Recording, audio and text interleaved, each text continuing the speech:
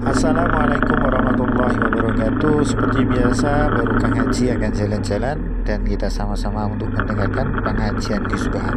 Oke, langsung saja ke materinya. Assalamualaikum warahmatullahi wabarakatuh. Kan itu terus ya, istilah sing didamel Allah tentang masalah pakaian. Ya pakaian yang kita pakai. Ya.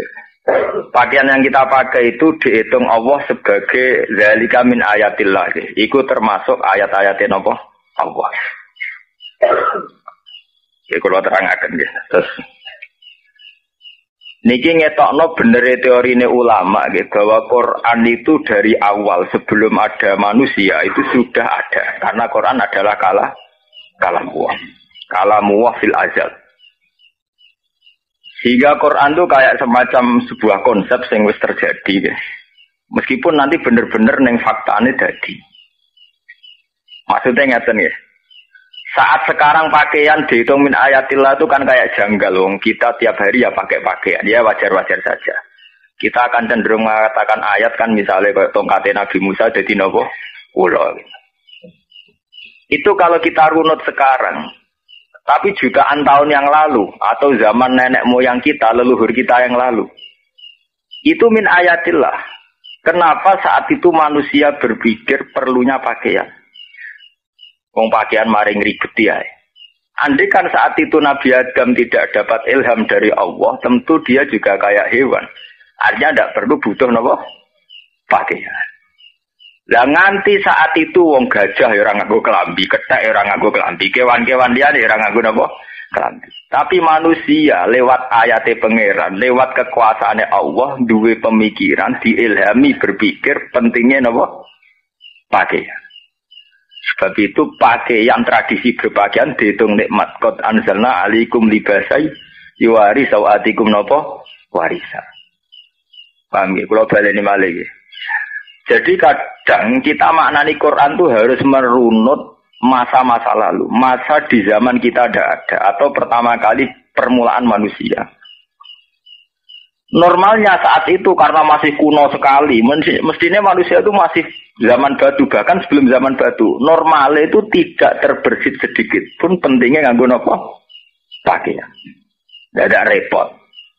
Lara isen nak pikir amsa iki. Dise ya kudune wong ya ora napa? Isin. Wong saniki zaman pun maju mawon sampai anak bayang Irian Jaya sing nganggo kotak ketok jangan. Wong kok nganggo ngono tok kok gak isin. Padahal saniki pun zaman sangat modern. Apalagi di zaman dulu, zaman Nabi Adam. Normalnya, andaikan nama bimbingannya Allah, normalnya orang itu tidak berpakaian dan cara berpikir juga tidak menuju ingin berpakaian. Lah nganti berpikir ngoten zalika min ayatillah. Iku kabeh iku bukti anane Allah. Iku manusa tidak seperti hewan yang tidak butuh pakaian, tapi manusa diilhami Allah akhirnya butuh napa? Pakaian. Lah teori ini penting sekali. Karena teori ini pula yang kemudian digawe alasan Allah, mulane kowe kudu percaya anane tangi saka kubur. Jadi wau diterangkan Imam Suyuti. Zalika min ayatillah la'allahum yadhakkarun fayu'minuna bihi. Sebab dengan teori itu wong ya kudu percaya anane tangi saka kubur, anane dina ba'ats. Nah, sampean tangklet. Lah logikanya kayak apa? Yaitu tadi kalau bolak-balik ngaji, Quran pernah mengajarkan kita dalam satu ayat. Ini tenggene suratul insan. Ini disebut hal ata alal insani khinum minad dahri lam yakun syai'am mazkur. Apapun alasannya kita tidak percaya bangkit dari kubur, itu karena kita kadung punya akal, punya pemikiran. Sebab itu kita punya teori. Termasuk teori kita misalnya mengatakan orang yang sudah luluh lantak jadi tanah, jadi debu, tidak mungkin jadi manusia lagi. Nah kita berpikir demikian kenapa? Karena kita tahunya manusia adalah yang dari proses dari mani kemudian jadi orang lewat hubungan suami istri atau lewat apa. Kemudian teori itu kita wajibkan harus begitu. Untuk jadi manusia harus begitu. Tapi nek dasar remek ketabrak truk utawa wis mati, iku kudune ora urip menang. Selama ini nek wong mati ya ora urip menang. Itu kan fakta yang kita lihat sekarang.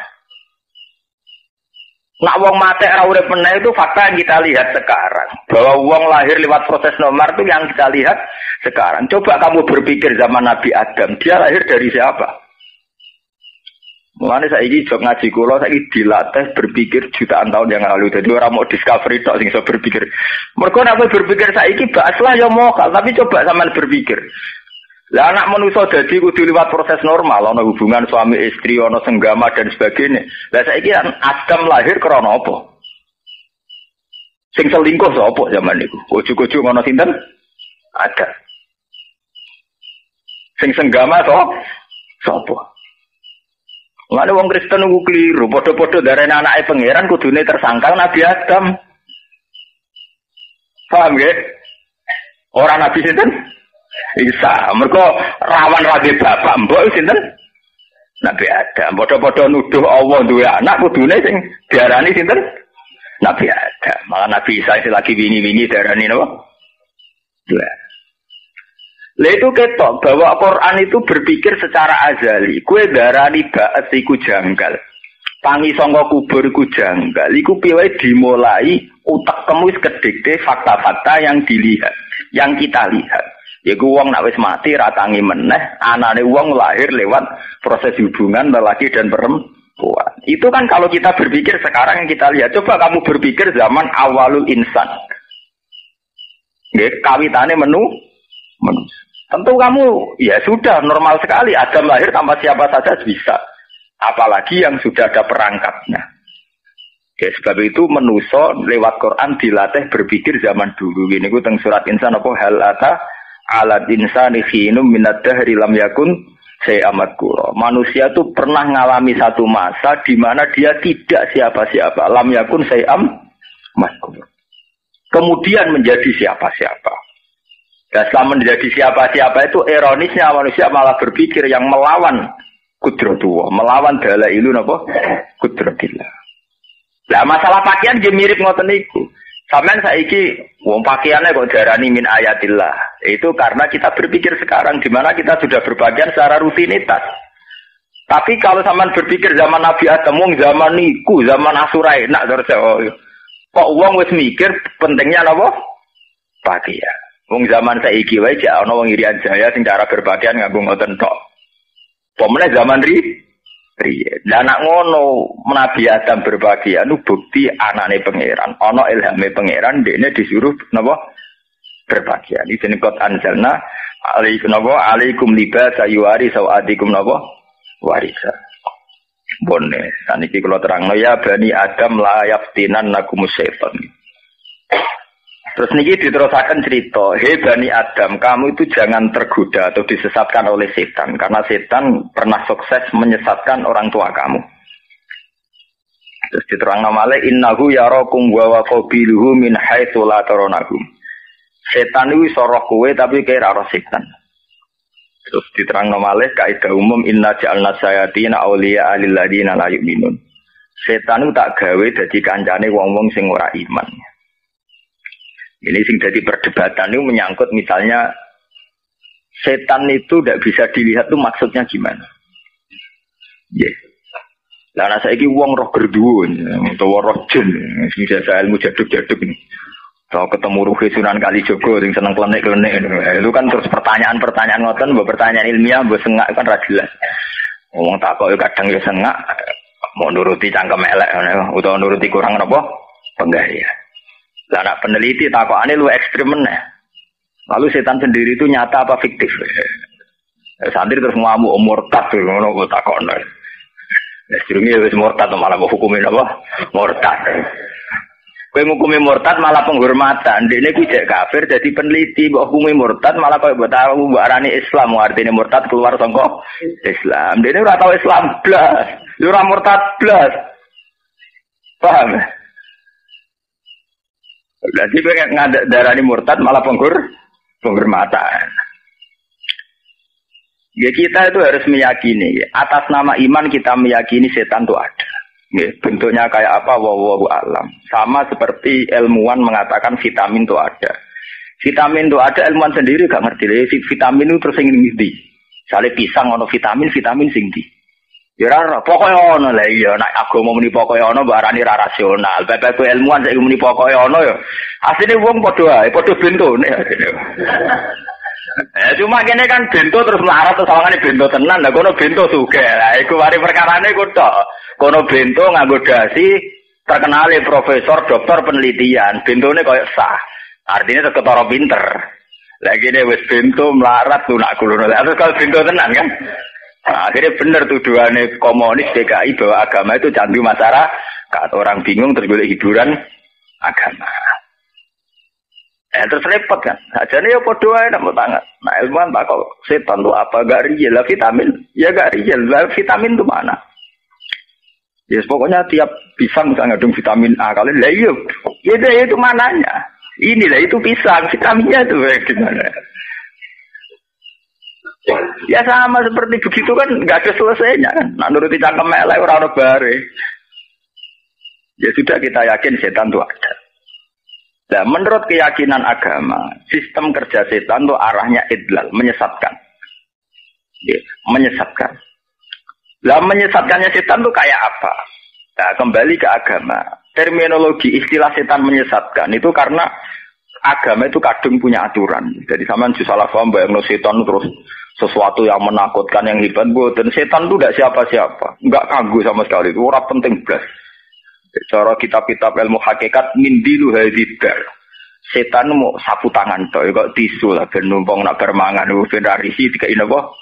Tisu. Artinya setan itu sepele sekali. Ya cara kitab-kitab ilmu hakikat. Nah setan itu apa? Yang jelas setan itu cara agama yang kita kenal tugasnya idlal, menyesatkan manusia. Kenapa manusia dikatakan sesat? Karena agama punya aturan. Di Pulau Bali ini malah yang salah paham ya. Gue nak salah paham, nak soal pangeran orang tanggung jawab. Itu tuh orang oleh salah paham. Loh karena saya berani bertanggung jawab. Kalau ngaji ini ngarepe sampean tuh mangsamu sampean lebih tertanam di hati saya sama sekali tidak. Saya ngaji ini di depan Tuhan. Jadi kita tanggung jawab di depan apa? Tuhan. Agama itu kadung punya aturan. Misalnya zina dikatakan haram. Ketika zina dikatakan haram, tentu yang zina dikatakan sesat. Karena zina kadung dikatakan haram. Sehingga yang zina dikatakan sesat atau terpeleset. Sholat itu dikatakan wajib oleh agama. Sehingga yang tidak sholat dikatakan katut jalurnya setan. Nah kalau demikian halnya, maka asal usul dikatakan disesatkan setan karena orang melenceng dari aturan Tuhan. Misalnya orang disuruh sholat, tidak sholat. Disuruh meninggalkan zina, zina. Disuruh meninggalkan minum khamr, minum. Sebab itu di sini dijelaskan, inna ja'alna sayatina auliya alil ladzina la yu'minun. Setan itu selalu berkawan dengan orang yang tidak iman. Maksudnya orang yang tidak sesuai aturan. Karena awal dari dikatakan setan atau sesat adalah kita iman, nak zina itu haram. Berarti yang zina melanggar aturan iman bahwa zina itu haram.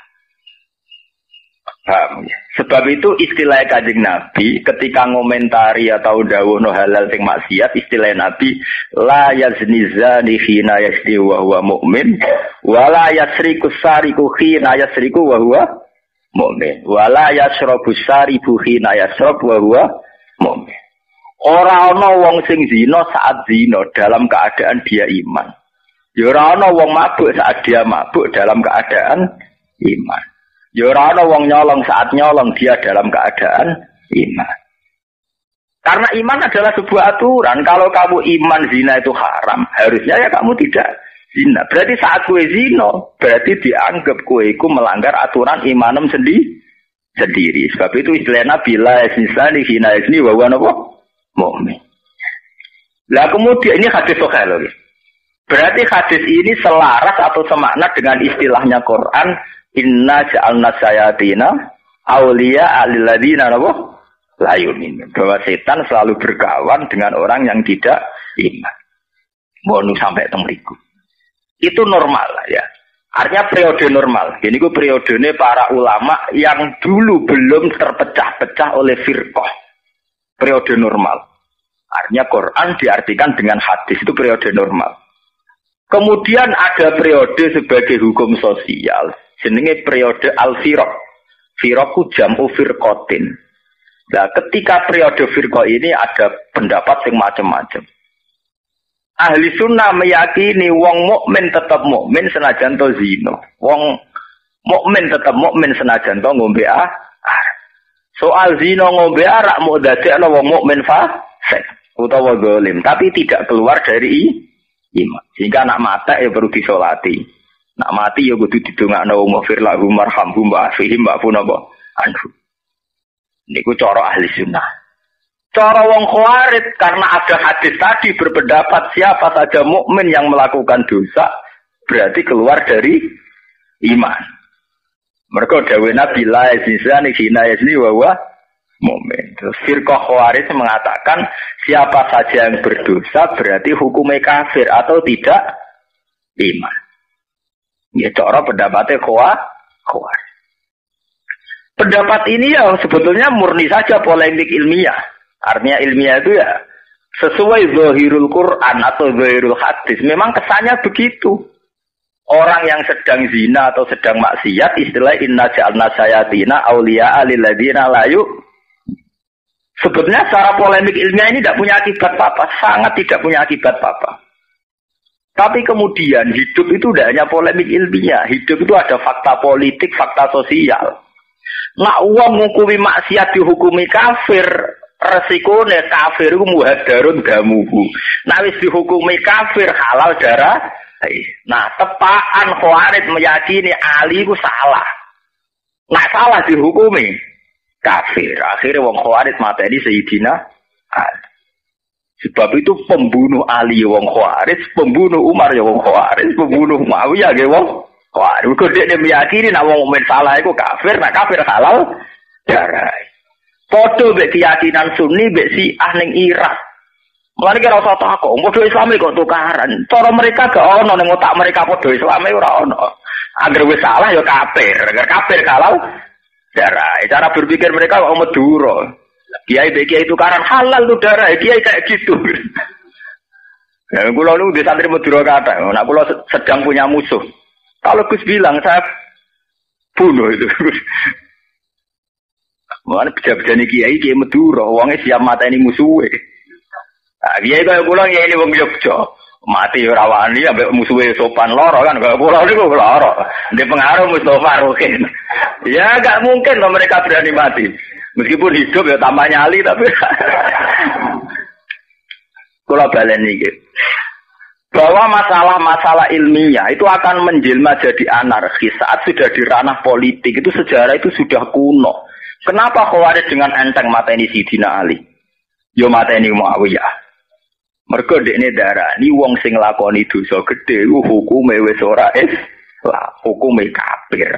Nah kafir muhadarun kamu, tidak didono silsilah. Kenapa jadi bulat kan? Ahli sunnah yang diikuti NU Muhammadiyah bahkan Wahabi sendiri itu ngeklaim sampai nak delok karangan di seseh Wahabi lah ya akidah itu ahli sunnah wal jamaah. Itu memang tidak se ekstrim itu. Wong Wahabi itu luwih rendah, luwih ekstrim. Jadi nak darani wong keliru bid'ah. Jadi luwih lunak, napa? Bid'ah. Meskipun kok itu terus nawakul lah bid'atin. Dolalah, kurang serem terus nona wakul la dolalatin finar. Dan gue serem-sereman ya. Jadi suspaya. Mulane wong kudu ngalim tahqiq. Jadi nek omongan ana wong omongan aneh-aneh, kuwi ku ilmu zaman aku cilik sambut terang. Jadi mari nek dikandani ilmu terus nurut. Resikone nurut itu nak terus beda aliran kowe kalah. Misalnya kayak didalili hadis iku nak kula kan iso menen. Ki apalam hadis piro?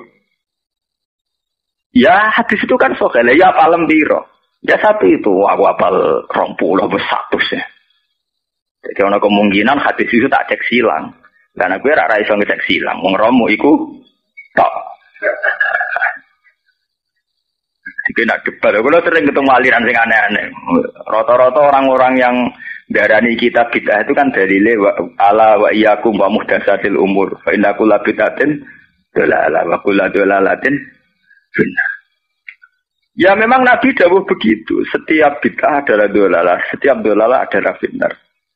Tapi kan itu bid'ah itu ada ukurannya, yaitu yang dimaksud Nabi man ahdatsa fi amrina hadza ma laysa minhu fa huwa raddun. orang yang memperbarui agama ini, bikin hal-hal baru di luar yang saya tanamkan, yang saya ajarkan, ahdasa, melarikan hal yang baru. Fi amrina hadza ma laysa minhu fawaradun. Itu pasti murtad, pasti ketolak, pasti dihilangkan. Misalnya zaman Nabi musoddek atas daftar Nabi ditambahi musoddek Nabi, itu kan ahdasa fi amrina hadza. Nabi Dewi ngendikan aku ya khotamun nabiyyin, sebelum ana ketambahan Nabi Ahmadul bin Mirza, itu mesti redu. Kalau kita sebagai ahli sunnah atau sebagai orang NU Muhammadiyah kan nggak pernah ada safi amrina hadza. Tapi di luar amrunya Nabi, artinya di luar urusannya Nabi, kita nambah-nambahi kan urusan sosial saja. Jadi Nabi ra ketunan ireng, lagi ini ketunan ireng. Itu kan ya karena urusan ketu saja, itu kan nggak urusan ibadah, nggak urusan agama. Nabi sholatnya papat, gini sholat papat. Terus mangsaku zuhurku ya limo, dan limo nambahi urusannya Nabi. Karena sholat adalah urusan yang diciptakan Nabi.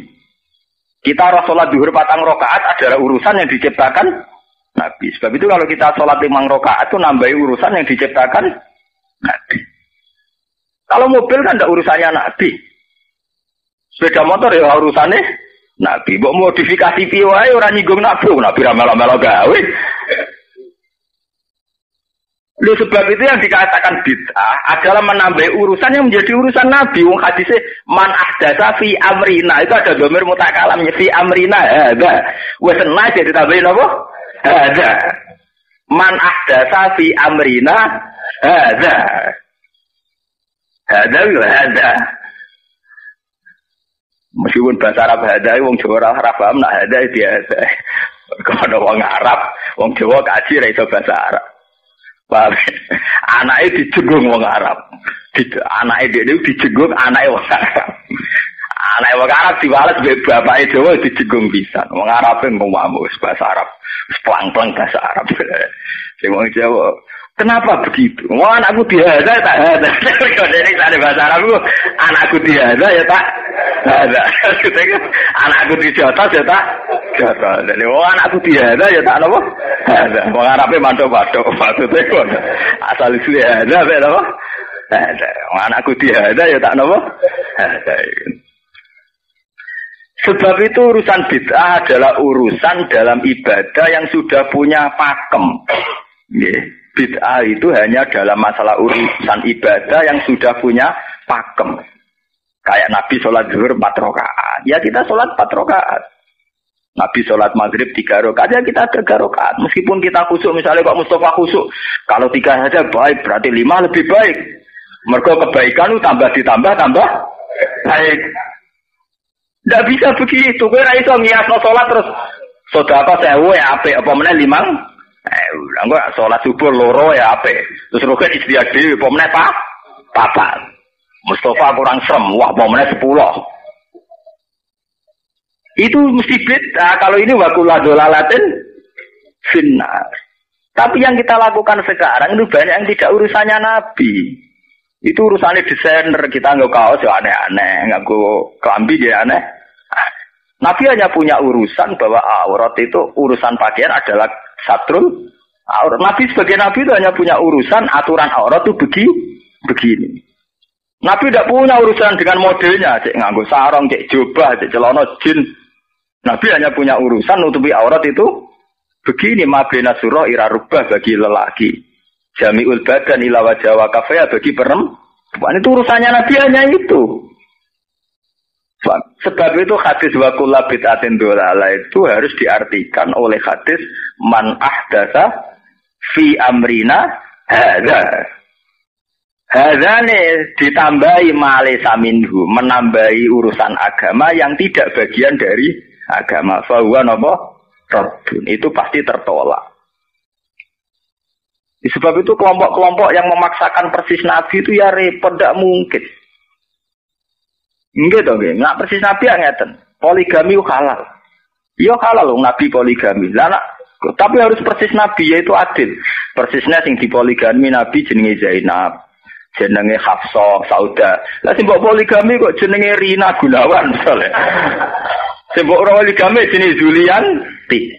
Iku ya berarti ora persis Nabi, mbok terus-terus adil-adil ya. Nek persis Nabi ora ana wong Islam. Wong Nabi nak salat pinggire Mekah kan. Utawa ning pinggire medi, nah kowe salate ke tangga ning bidukan. Nabi ora tahu salat ning gone bidukan. Lah kowe kok salat ning bidukan?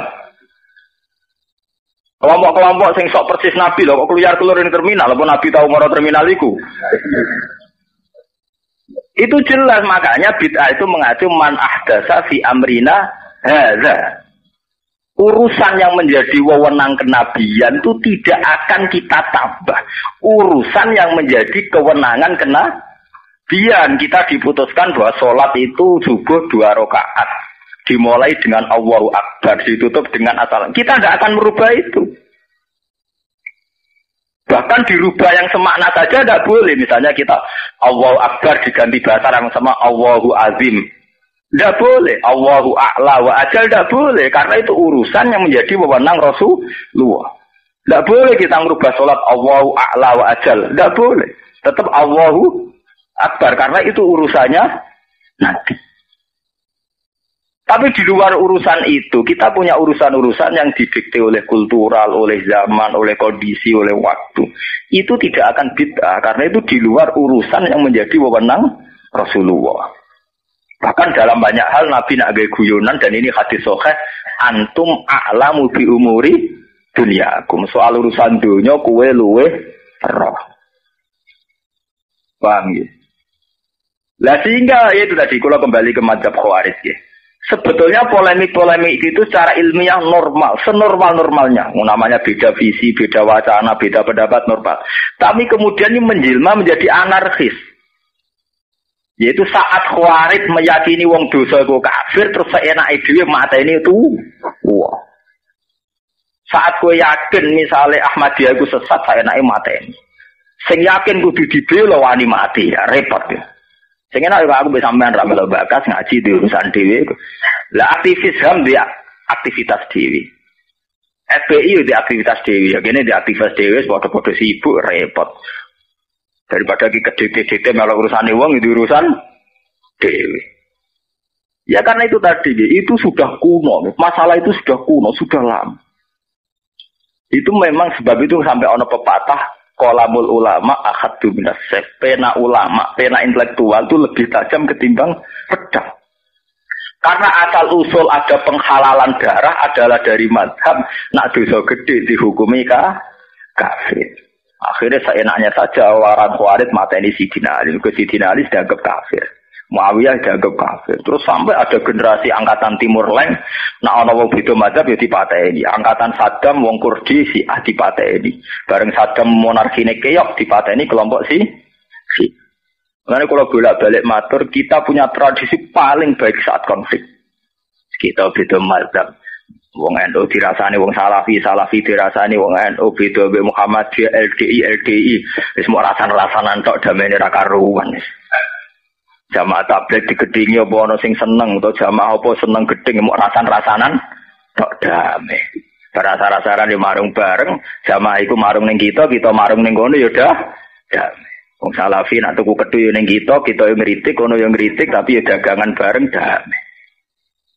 Kita yang punya tradisi konflik paling baik. Acara wong Timur Tengah paling tidak jelas. Jadi, wong konflik kok guya-guyu. Kulo sering ketemu ulama Timur Tengah. Nak cara bahasa Indonesia nak ngomong ini, Pak agamane negara ini sampean gak jelas. Piye lah piye ora jelas. Mazhab apa yang dipertahankan? Maksudnya ini tahu survei Indonesia bingung. Darah di Sunni Rasuni, darah di Syiah ora Syiah, darah di Wahabi ora Wahabi. Darani, tapi ra iso barani Nasrani to sementing ngomong. Sementing ra wong Islam Indonesia ra barani Nasrani yo ndak lah jare wis. Ora sering nak konten urusan atas kedutaan Arab. Ngomong ngene pelan-pelan. Dene rawani mlebu, mulane pentingnya ngalim hafal Quran atau hadis iki koyo kula. Dadi dekne gak iso mlebu. Lah mari pas kono mlebu sampean yo ora paham, lha iku perkara kan. Sajane kuncine iki mari kita penting alim paham. Jika kono dalil kene luwih iso dalil. Misalnya dalil hadis itu omongnya apa lembiro 1 aku apa 5 sorry aku anut gue mesti ini yang anut aku. Itu tadi misalnya ada hadis memang iyakum wa muhtasadil umur fa inna kulla bid'atin dolalah wa kulla dolalatin Tapi bid'ah itu tidak begitu. Sebab itu Imam Syafi'i sampai qasamal bid'ah ila dolalatin wa hasanatin. Ada bid'ah dolalah, ada bid'ah apa? Nah, itu maksudnya itu bukan karena bid'ah bisa jadi dua, enggak. Untuk menjadi bid'ah betulan adalah dalam konteks man ahdasa fi amrina hadza ma laysa min. Paham ya?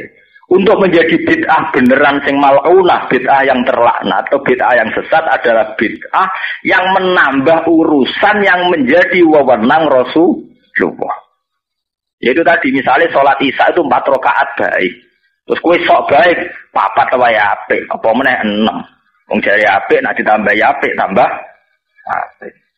Sesuk ngono misalnya ana wong umbal apene Pekalongan api anu tak tambahi nganti ro Jakarta. Ngopeni medun Pekalongan mbok tambahi ro Jakarta. Wonge gremeng, wong kadang ditambahi ora mesti seneng. Jajal lah wes sampean misalnya Pak pesawat ro Jakarta didono ning Batam. Tak tambahi kok mangkel. Ya udah bisa kadang tambah itu udah lebih baik. Lah agama itu begitu, tidak boleh. Kalau dari Nabi begitu ya begitu. Yang menjadi wewenang Nabi, yaitu fi amrina ada ya ada Rasul buku tak ganti mun kalau terusakan ya wa idza fa'alu fahisatan lan nalikane nglakoni sapa ngakeh fahisatan ing barang sing elek utawa sing ora bener kasirki kaya dene kemusyrikan wa tawafihim lan kaya tawafe wong Mekah riyin bil baiti ana ing Ka'bah oleh tuwat urotan hale udo kabeh. Qailina hale berpendapat kabeh hale ngucap kabeh la natufu fi bin asoina wa hafiha. Jadi tawaf nak tawaf itu udo padahal itu enggak tradisi Nabi, enggak tradisi agama. Alasane yo di alasan la natufu ora tawaf kita fi bin ing dalam pakaian. Asoina kang maksiati kita Allah ing Allah fiya ing dalam siap. Kok nak maksiat itu misalnya nganggo klambi di sejarah melok maksiat. Ya, kita nak sowan Allah itu kudu udo. Mergo klambi rawan kelarem tuku klambi dhuwit colongan utawa dhuwit gasa. Tuku apa ya lah. Nah ngono sowan Allah iku ya udo ae ben ora nganggo apa. Iku kan ya subjektif. Ya iku beda tenan nek iku gawe aturan apa?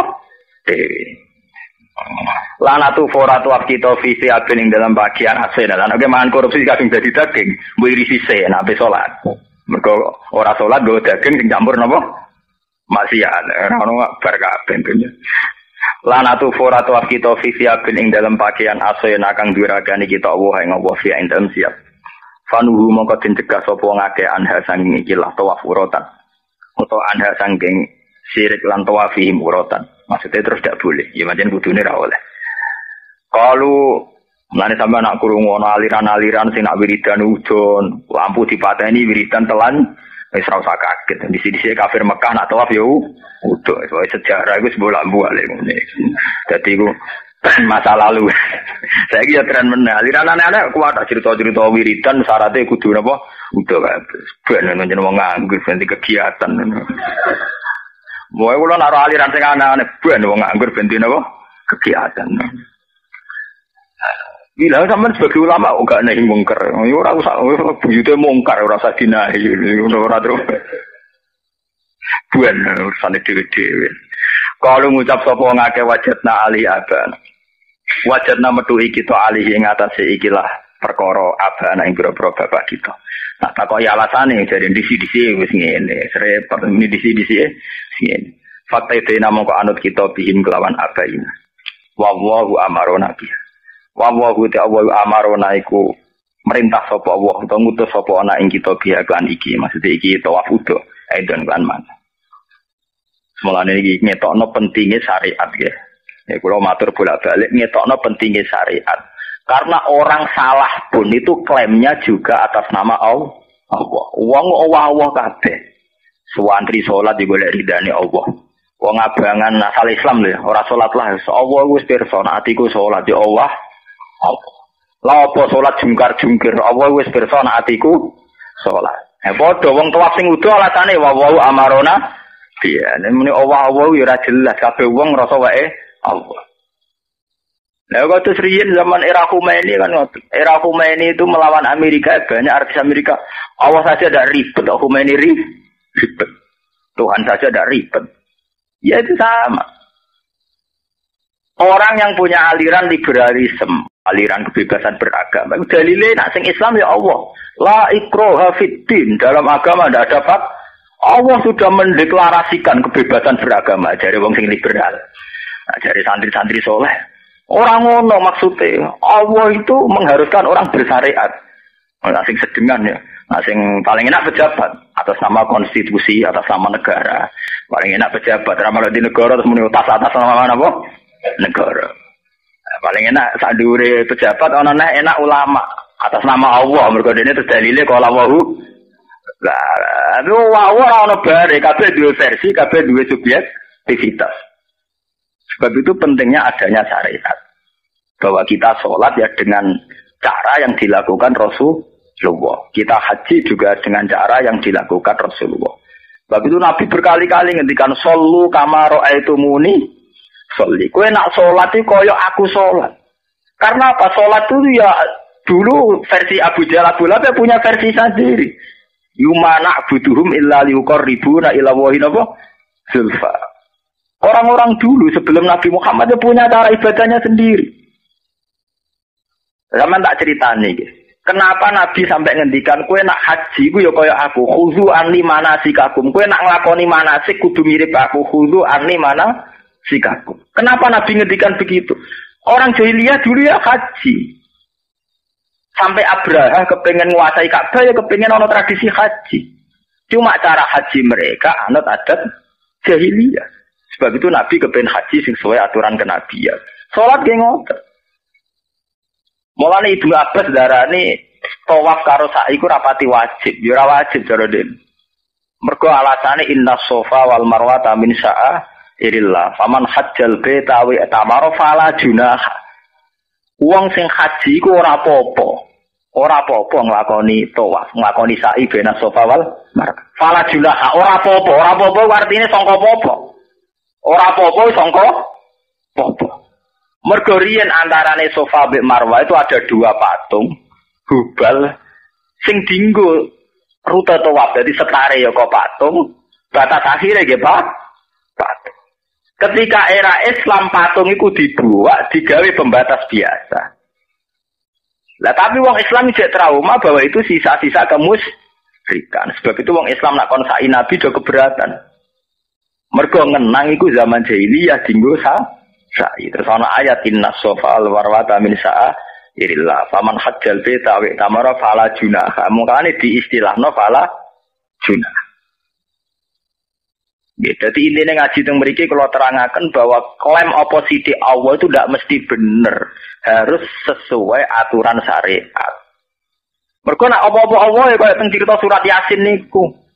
Wong kafir wa idza qila lahum anfiqu mimma razaqakum wa qala alladziina kafaru lil ladziina amanu sudi anutimu sing man sing law yasa wa napa atam. Wong kafir, mbok wong melarat-melarat itu sedekah, keimanan. Loh, aku nak keimanan tentang kersane Allah. Allah sendiri iku kepingine wong iku melarat. Lah nek aku ndekne sugar tentang kersane Allah. Dekne melarat itu kersane Allah. Nek aku nyugeno dekne aku nentang kersane Allah ora minat nyugeno aku malah kon minat. Artinya ya Allah orang kafir sendiri punya versinya sendiri menafsirkan Allah anut imu man sing lau yasa wa napa kata. Ya padha. Cara kita sing ora berjuang, sing ora nutuki ora nutuki wong Ahmadiyah. Ya alasane hidayat ning gone Allah dipaksa-paksa ora ken. Nek sampean takokno Habib Rizik SPI. Kok ngoten, Bib? Ngono iki perintahe Allah. Lah kok sing ora melok-melok ya Allah meneh. Mergo jare la ikru hafidin mbok hidayat kersane Allah pokoke diganggu. Mbok sing keliru, mbok sing bener kabeh alasane napa? Allah. Tapi kita kadang enggak tahu persisnya apa secara syariat itu kayak apa. Nah, sebab itu wonten ayat mayuti Rasul faqat atau Allah. Ukurannya adalah nurut Kanjeng Nabi karena itu representasi atau gambaran dari apa sing dikersakno Allah. Sebab itu anut Allah adalah anut sunnah Rasulullah. Tidak pakai sunnah yang kita ciptakan sendiri. Tidak pakai pemikiran yang kita ciptakan sendiri. Tapi satu pemikiran atau perilaku atau ikhwal yang diciptakan oleh Rasulullah lewat wahyu. Lah yang ini kalau kita langgar itu menjadi bid'ah. Fi amrina apa? Paham? Mun kula terusaken. Balik teng teori kula awal nggih. Bahwa Quran itu diturunkan ning zaman azali. Dan manusia disuruh melatih diri berpikir bahwa kita pernah benar-benar sendiri dengan Allah. Gini ku saat periode Nabi Adam. Ya, kalau balen ini, kita ini benar-benar pernah sendiri dengan Allah. Gini ku periodenya sinten Nabi Adam. Lah mulane bener teori kula wau, Imam Suyuti nggih ngoten sami nggih. Bahwa manusia disuruh ikhlas iku terusane ayat kama badaakum. Kowe kok ora ikhlas ula apa? Wong kowe pada akhirnya urip mbek Allah dhewe. Zaman kowe Nabi Adam pe riak-riak mbek sapa? Kowe nek dadi kiai iso pamer mbek santri, kowe dadi tokoh politik iso mencitrakan image ambek konstituen. Kowe dadi artis iso pamer mbek pemirsa. Lah nek kowe zaman Nabi Adam ape pamer mbek sapa? Mbek gajah. Wong zaman iku Nabi Adam dhewean mbek pengen.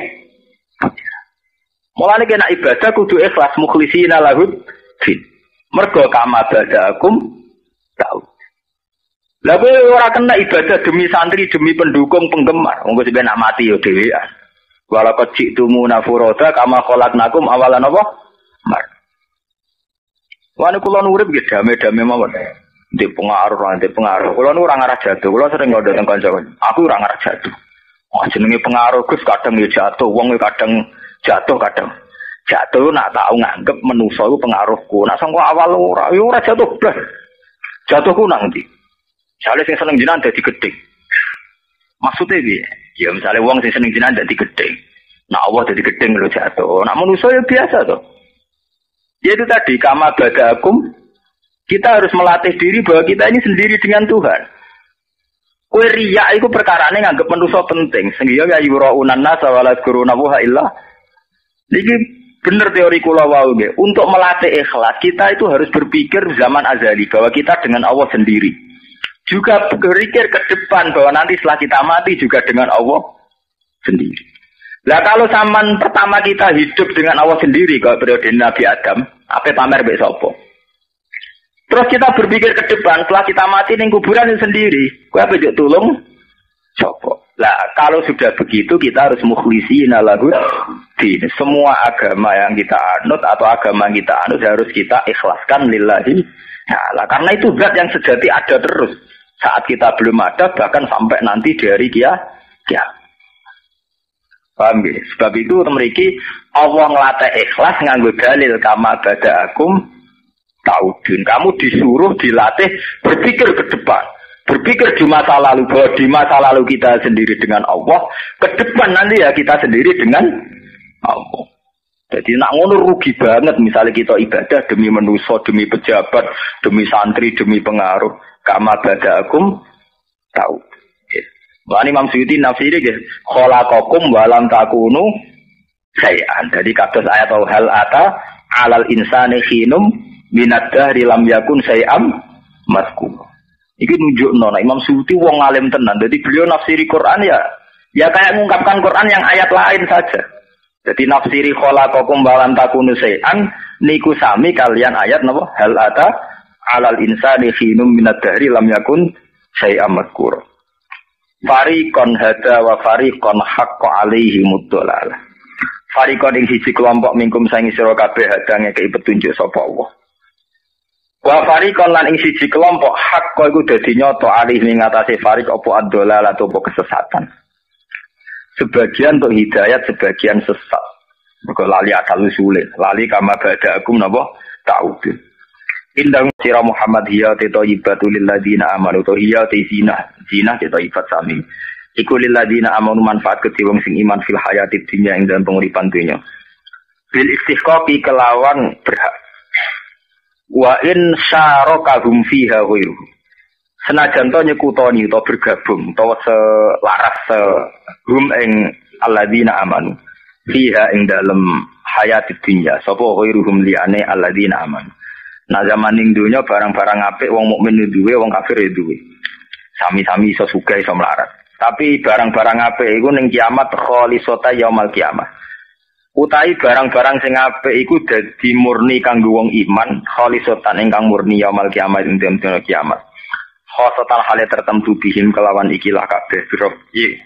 Kelawan diwaca rafa khalisatun wan nasbi lan diwaca nasab khalisatan halun dadi hal. Yaumal kiamat ing dina kiamat. Kadalika koyo mungkon-mungkon kabeh nufasilu nafsil ingsun al ayat ing biro-biro ayat. Nubayyinu tegese jelasna ingsun ha ing ayat misal dari kata tafsil. Sepadane mengkon-mengkon perincian. Likaum ya alamun, kedue kaum ya alamun akan ngerti sapa kaum. Manane ngerti ya tetep baru nak tegese ingkang angen-angen sapa kaum. Fa innahum mongko satemene kaumun sing ya alamun iku al muntafiuna sing ala manfaat kabeh dia kelawan ikilah ayat. Pun kula terangno nggih, kulu wasrobu ala napa? Tusrifu.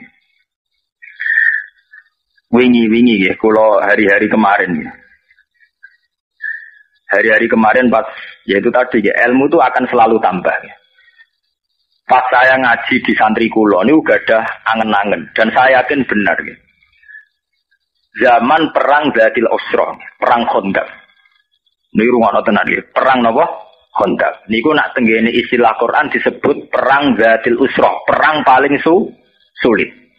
Sehingga saking sulitnya itu ada terbersit sebagian sahabat untuk menjadi murtad. Sing diislahno Quran fi sa'atil usrati nggih ing dalem masa-masa napa sulit. Itu menyangkut makanan, ini balik menyangkut makanan. Nabi itu zaman paceklik, kesulitan bahan baku makanan. Sudah gitu diwajibkan perang. Wes kesulitan bahan makanan diwajibkan napa? Perang. Musuhe Al-Ahzab.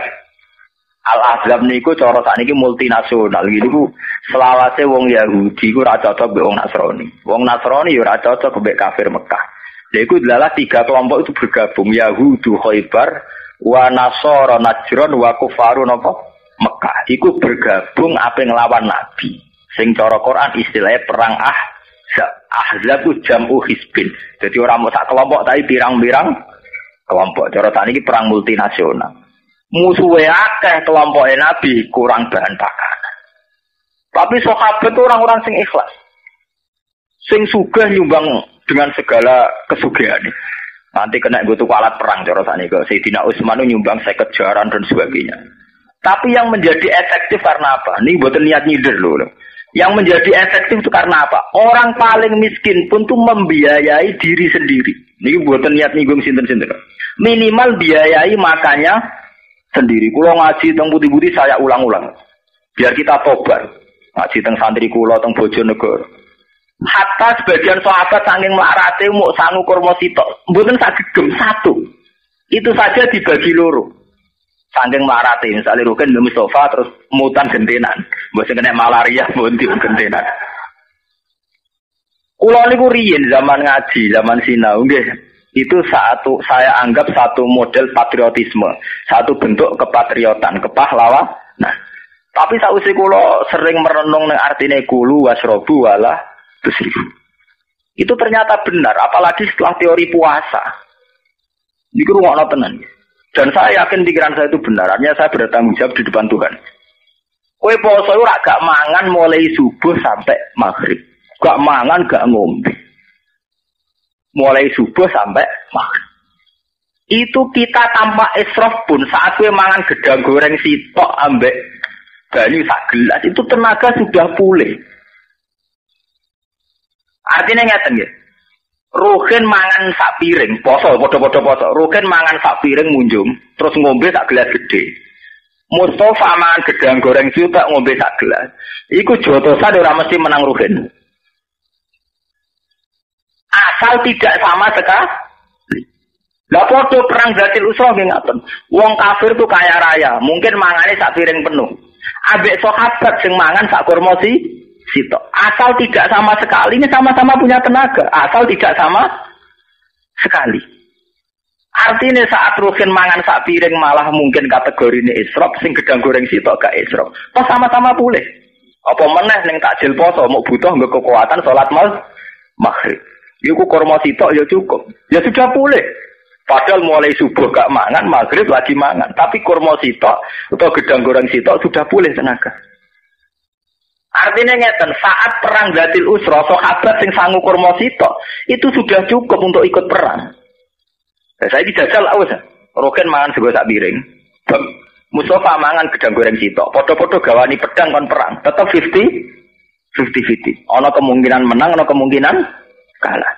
Sing mesti kalah iku Mustafa ra mangan blas nganti ndredeg-ndredeg. Nggawa pedang nganti ceblok. Sebab itu ajarannya Nabi, mulane kula tambah yakin, nak nabi-nabi itu saya tambah yakin. Sebab itu ajarannya Nabi, kue ku nang buka walau bijur ati main, senajan to dengan seteguk air. Kadang ngendikan walau bitamrotin, senajan to kelan sak kurma sitok, karena untuk ya sudah boleh. Manusia itu punya keistimewaan saat gak mangan subuh sampai maghrib, ternyata kurma sitok, sego sitok itu bisa boleh. Cuma kita sendiri yang melatih diri kita sendiri dengan Isra. Lho niku kula poso nggih anak cilik loro. Kula mboten nate ngongkon santri ngejak nek maghrib nggih kula namung ngombe kopi, ya sudah ngejak anak kula. Ya kayak ada apa-apa. Nggih pun bulernya tenaga ya. Pemene kaya kula sangger nikmati pangeran, nikmati batu ya boleh sekali saja tidak ada apa-apa. Paham ya? Itu hikmahnya kenapa zaman perang Khandaq wong nggo kurma siji loro. Sampeyan kan janggal. Lho kurma siji nggo apa? Kurma loro nggo. Ya dibanding kurma sak karung ya pancen sawangane nggo. Tapi nak bandingane sampean poso subuh nganti maghrib, betapa artinya satu kurma satu gedang goreng. Tapi kita melatih diri Isra. Bayangno tenaga pulih nak mangan sak piring munjuk. Wah, akhire ngono iku berposo malah kok jahiliyah. Dilatih tirakat ben saate wong melarat tapi kita nak poso malah kok Firaun.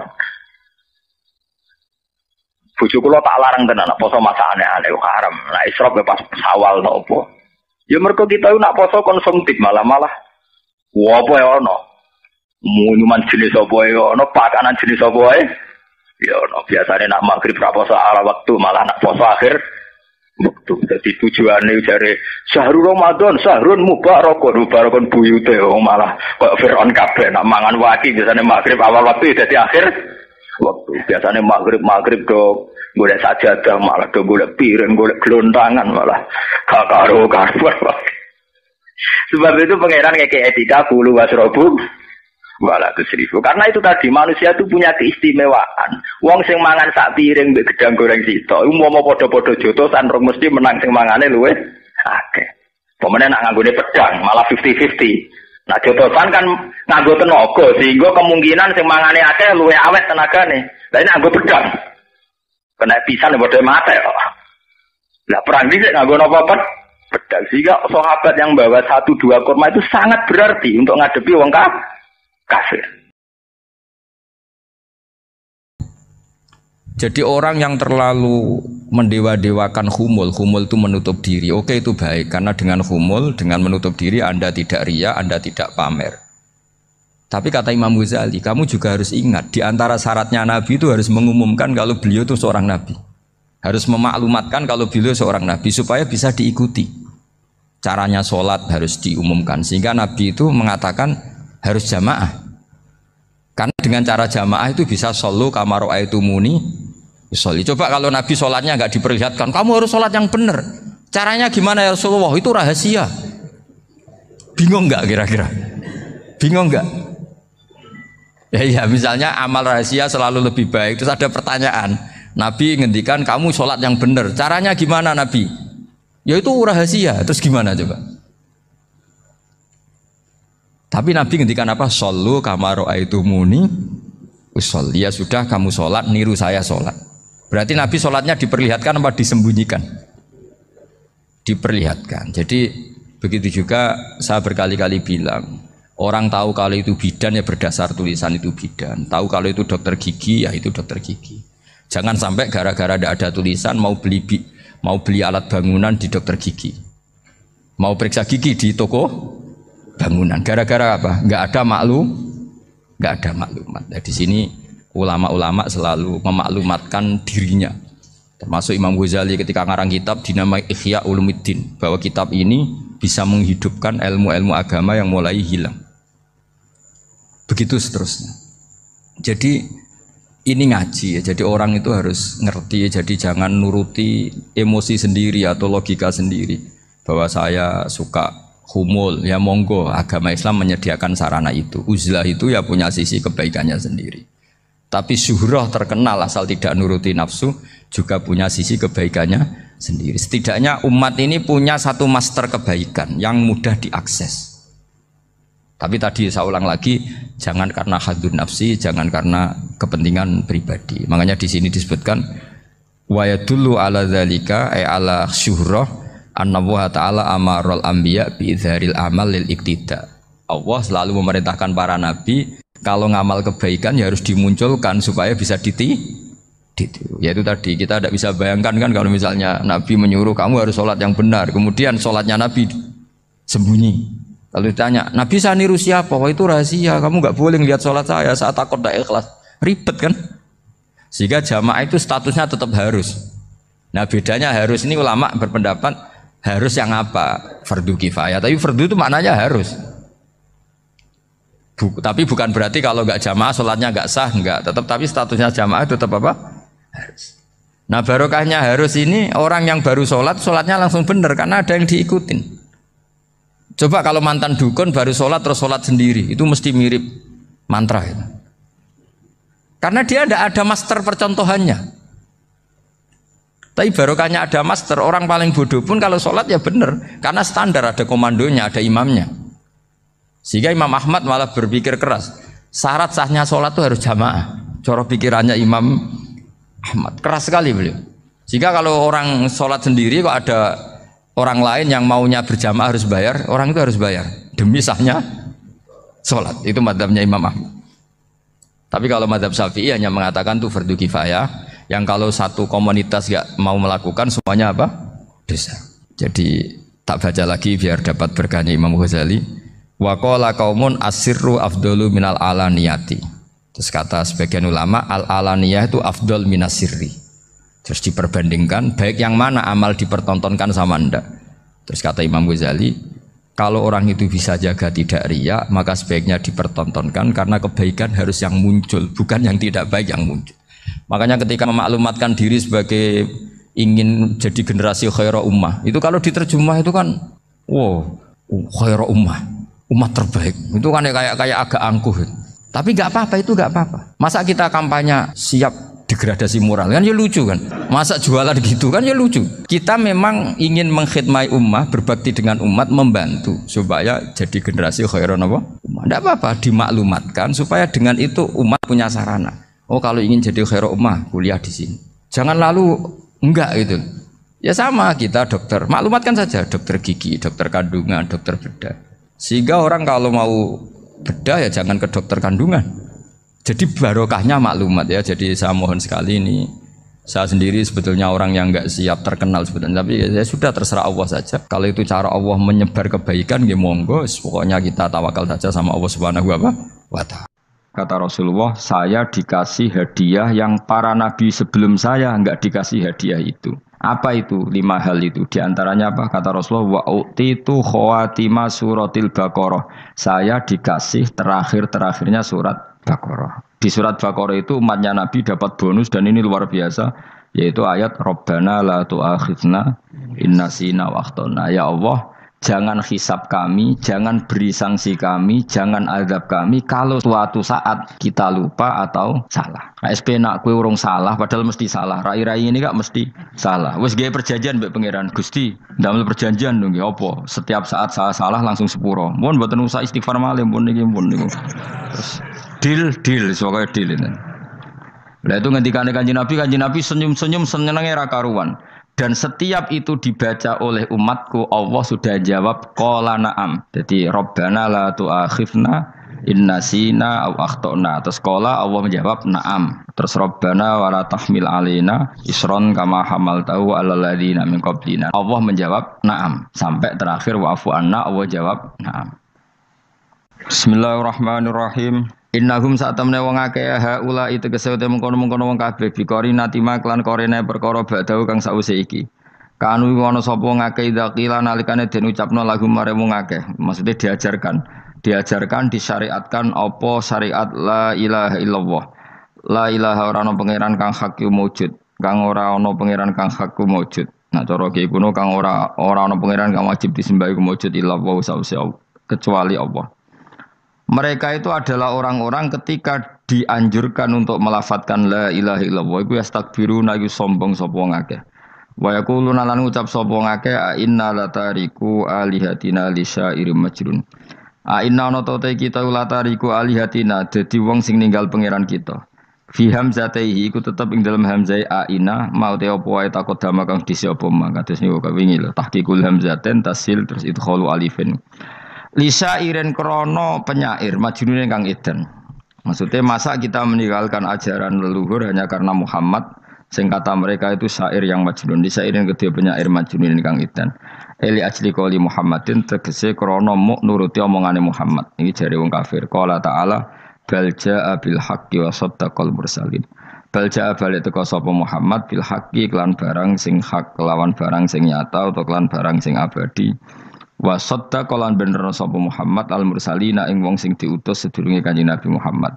Iljaina tegese ingkang teka kabeh bi iklan hak. Wa wa ta haqqu alla ilaha illallah ana pangeran kang hak wujud illa wa kecuali Allah. Innakum ladzaiqul adzabil alim. Pun kula terangaken ya terus mulai napa wa qalu ya wailana hadza yaumuddin terus sekedap ini asyara bidzalika. Mun kula terangno kiamat iki, soal kiamat itu seru, ora usah ndelok. Nggih, kiamat itu seru, ora usah ndelok. Anjing ben kiamat itu semua orang dihisab, termasuk sampean-sampean bareng dihisab. Pertama sing dijaga jelas salat. Jadi kalau masalah ibadah mahdhah itu salat, nah masalah sosial itu asal tidak saling bunuh.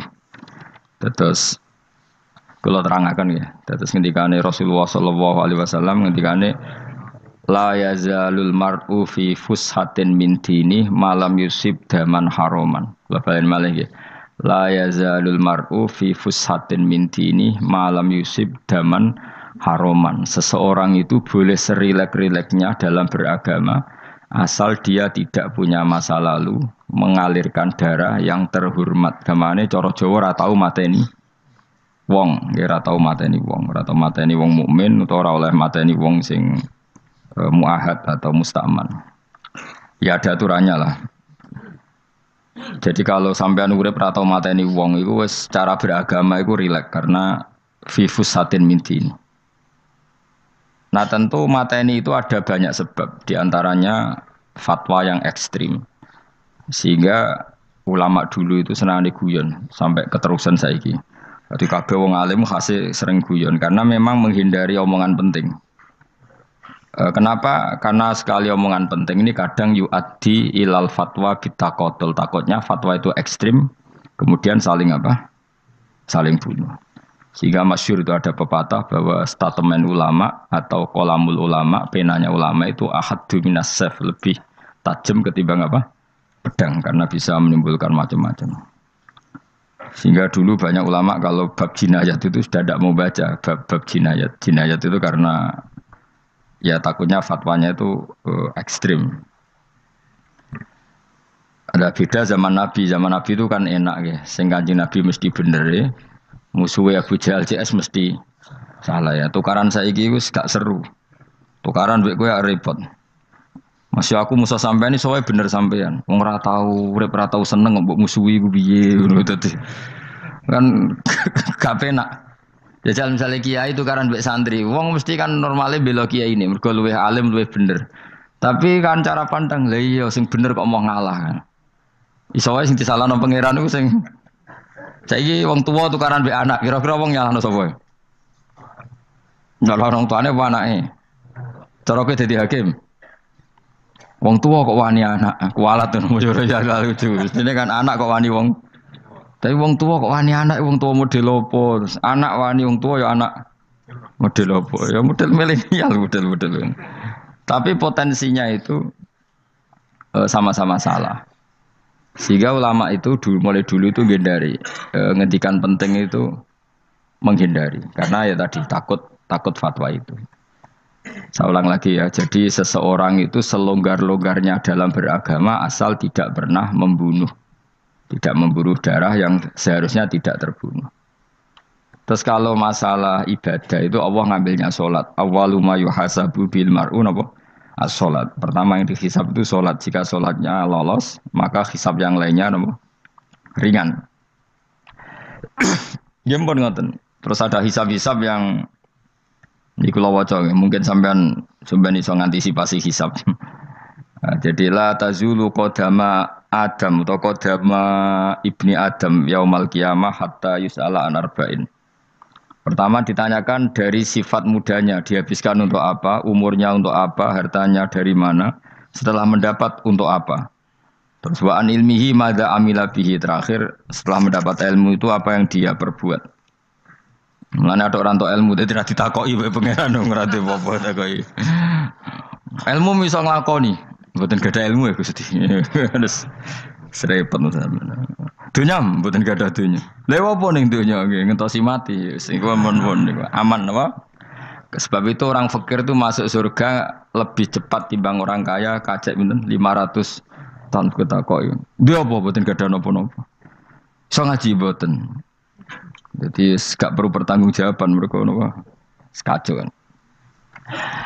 Nah, sementing kalau terangno ngeten ya. Niki penting rungokno. Mahsyar iku maknane iku nggon giringan. Terus kiye kuno maknane bayangno nggon mahsyar iku maknane tempat dihalonya semua manusia. Terus mauqif itu tempat diberhentikan, napa tempat diberhentikan. Terus di situ Anda innahum mas'ulun, mereka semuanya ditanya, dihisab. Semuanya dihisab. Terus ngendikane Kanjeng Nabi, hasibu anfusakum qabla an tuhasabu. Menghisablah diri kamu sekarang sebelum kalian semua dihisab. Sehingga potensi kita ini umat Islam utamanya sing tahu ngaji-ngaji ini, sampean semua dihisab ini kemungkinannya kecil. Karena ketika kowe ning donya sampean sedantene kan biasa wis donga robbana zulamna anfusana. Jadi ya Allah, saya ini benar-benar mendolimi diri kita sendiri. Karena tujuannya hisab itu taubah. Taubah itu mempermalukan mereka di depan umum. Saya ulang lagi ya. Jadi semua hisab itu taubihan, mempermalukan mereka di depan umum bahwa mereka orang yang buruk. Sementara kamu di dunia sudah sering ngaku orang buruk. Selain ya wis rawong akeh, maksud ini kan. Jadi kayak ngakuin apa Robbana zalamna anfusana. Sehingga ngendikane Kanjeng Nabi sebuti hasibu anfusakum qabla an tuhasabu. Menghisablah diri kamu sendiri sebelum nanti kamu benar-benar dihisab. Sehingga umatnya Rasulullah itu kemungkinan kena hisab itu kecil sekali karena tadi sudah terbiasa menghisab dirinya sendiri. Apalagi kita, kata Rasulullah, saya dikasih hadiah yang para nabi sebelum saya enggak dikasih hadiah itu. Apa itu? 5 hal itu. Di antaranya apa? Kata Rasulullah, wa utitu khawatima suratil Baqarah. Saya dikasih terakhir-terakhirnya surat Baqarah. Di surat Baqarah itu umatnya Nabi dapat bonus dan ini luar biasa, yaitu ayat Rabbana la tu'akhidna in nasina wa akhtana. Ya Allah, jangan hisab kami, jangan beri sanksi kami, jangan azab kami kalau suatu saat kita lupa atau salah. SP nak kue urung salah, padahal mesti salah. Rai-rai ini gak mesti salah. Wes gaya perjanjian mbek pangeran Gusti. Dalam perjanjian dong, apa? Setiap saat saya salah langsung sepuro. Mohon buatan usah istighfar malih, mohon niki, mohon niku. Terus deal, soalnya deal ini. Lah itu ngendikane Kanjeng Nabi senyum-senyum senengnya ra karuan. Dan setiap itu dibaca oleh umatku, Allah sudah jawab qala na'am. Jadi Rabbana la tu'akhifna in nasina aw akhtana. Terus qala Allah menjawab na'am. Terus Rabbana wa la tahmil alaina isron kama hamaltahu 'alal ladzina min qablina. Nabi Muhammad jawab, Allah menjawab na'am. Sampai terakhir wa'fu anna, Allah jawab na'am. Kemudian para kiai itu punya kiat supaya umatnya itu hafal itu. Terus jadi bahan tahlil itu masalah ya. Faminhum ya faminhum. Sing tahlil ya ora paham, sing kritik ya ora paham. Alhamdulillah itu mesti padha-padha ora kena hisab. Mergo padha-padha ora napa? Paham. Dadi ora ana barokah kaya goblok wis barokah tenan. Mergo sing lakoni ya ora paham, sing kritik ora paham. Jadi kalimat yang di akhir surat Baqarah itu adalah termasuk hadiahnya Rasulullah yang tidak diberikan pada Nabi sebelumnya. Ini apa jenis? Ukti itu khawatimah suratil Baqarah. Saya dikasih akhir surat Baqarah. Gini ku setiap doanya umat Nabi Allah jawab napa? Naam. Jadi ya Allah la tu'akhidna, jangan kasih sanksi kita innasina au akhtona. Allah jawab naam. Itu satu. Terus kedua, umatnya Nabi itu kalau dosa itu tidak perlu prosedurnya harus istighfar. Banyak amalan yang menjadikan diampuni. Misalnya kafaratul majlis itu lafadznya agak istighfar. Subhanakallahumma bihamdik misalnya. Dan banyak imatatul adza anit thoriq. Misalnya Nabi pernah cerita ada seseorang yang nakal, kemudian gara-gara menyingkirkan duri di jalan yang ganggu orang lewat, kemudian Allah memaafkan. Ada yang dimaafkan karena ngombeni anjing, macam-macam. Kemudian ngombeni santri, macam-macam. Sehingga potensi kita dimaafkan itu tinggi sekali karena ada sekian amal yang itu menjadi sebab ridhanya Allah Ta'ala. Malah kalau dalam dunia wali itu ada seorang wali mau ngarang kitab, kemudian tintanya itu diminum lalat, dia membiarkan tinta itu sampai lalatnya sampai kenyang, kemudian gara-gara itu dimaafkan oleh Allah Subhanahu wa Ta'ala. Banyak sekali. Sehingga potensi kita dimaafkan tinggi. Terus turu sudah ada orang rasani wong enggak macam-macam lah. Iku ya insyaallah disepuro pengiran. Dadi ana wali, dadi wali mergo kakean apa? Turu. Ditakoki, "Kenapa kowe kok turu wong wali? Mboten siap roh donya, Gusti." "Kenapa?" "Donya wis rusak tok, patok mboten roh, Gusti." Lah iku ya mari swarga napa? Ya swargane wong turu ya kira-kira tok. Tapi jadi umat Nabi itu luar biasa. Makanya saya yang heran nih, kalau ada orang alim bikin gerakan terlalu tenanan itu keliru, biasa mawon. Turu ku ya ibadah, wae agar gak zina, gak maling, wae agar gak nglakoni dosa gedhe ini sanggep ae napa? Ibadah. Karena tadi Rabbana la tu'akhidna in nasina wa akhtana. Terus Allah jawab na'am. Sehingga kiai-kiai itu takut orang itu lupa, terus dimodifikasi sedemikian rupa jadi wiridan. Tapi alhamdulillah kok banyak yang kritik. Jadi ya biar seimbang, no? Seimbang apa alam demokrasi. Jadi kalau lagi kecewa ambek sing kritik, mergo insyaallah rapati paham masalah usul ini. Karena satu-satunya cara supaya orang paham itu pancen yo dijak latihan bareng-bareng. Gak ngono wis malah ra paham blas. Ya tapi tadi ya semua itu resiko. Zaman Nabi Sugeng ana ibadah sunat dilakoni terus, Nabi yo duka, kuwatire dianggap wajib. Tapi nek ora dilakoni blas Nabi yo duka, wong sunat ora tau dilakoni. Jadi sudah alhamdulillah sekarang ana sing ngritik, ana sing setuju biar seimbang no. Wong padha ora pahame wae napa? Padha paham. Padahal makna ayat itu luar biasa. Rabbana la tu'akhidna in nasina wa akhtana. Terus kedua, Rabbana wala tahmil alaina isran kama hamaltahu alal ladzina min qablina. Ya Allah, jangan beri beban kami sebagaimana Engkau memberi beban kepada orang sebelum kami. Dulu itu kalau ada orang yang salah, itu harus dibunuh oleh orang yang tidak salah. Liyaqtulal bari'u minkum al-mujrima. Supaya yang tidak salah membunuh yang salah. Sehingga ketika umatnya Nabi Musa menyembah anak sapi, ijel itu, apa kata Allah? Fatubu ila bari'ikum faqtulu anfusakum. Kamu syaratnya tobat harus saling membunuh, yaitu orang yang terbebas dari dosa itu membunuh yang tidak dosa. Masyhur itu. Terus Allah mengirimkan mendung yang pekat, terus gelap. Ketika gelap itu yang al-bari yang enggak dosa mengeksekusi yang dosa. Sekarang kan enggak, paling tangkap KPK. Berarti penjara mulai suka, sisa korupsi jake. Jadi penak lah pokoknya zaman akhir itu penak.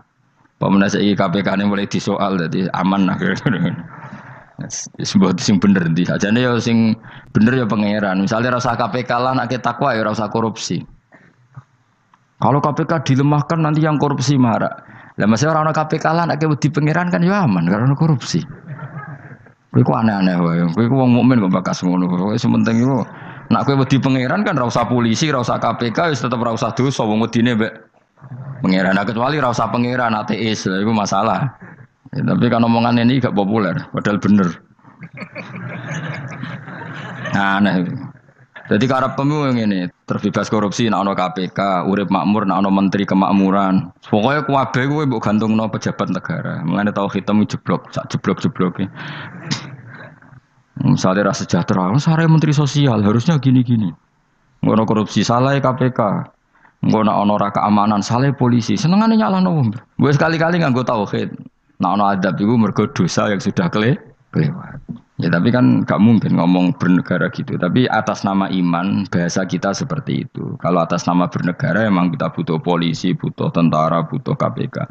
Tapi atas nama iman ya tadi kalau kita diberi sanksi Allah itu rata-rata dari bima qaddamat yadaka itu pasti ada salah yang pernah Anda lakukan. Ya tapi sudahlah ini zaman sudah seperti ini. Anut umumnya wong akeh. Kalau terang malih masalah hisab ya. Hasibu anfusakum qabla an tuhasabu. Kamu menghisablah diri kamu sebelum kamu dihisab. Misalnya saya sebagai ulama, tentu hisab terberat saya itu kitmanul ilmi, menyembunyikan apa? Ilmu. Karena ilmu kalau disembunyikan tuh bahaya sekali. Bayangkan di alam fisik.